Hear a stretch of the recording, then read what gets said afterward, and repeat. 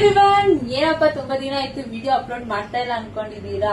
ಇನ್ಮೇಲಿಂದ ಅದ್ರ ಚಾನ್ಸೇ ಕೊಡಲ್ಲ. ಯಾಕಂದ್ರೆ 30 days ಚಾಲೆಂಜ್ ತರ್ತೀವಿ. 30 days ಚಾಲೆಂಜ್ ಏನಪ್ಪಾ ಅನ್ಕೊಂಡಿದೀರಾ?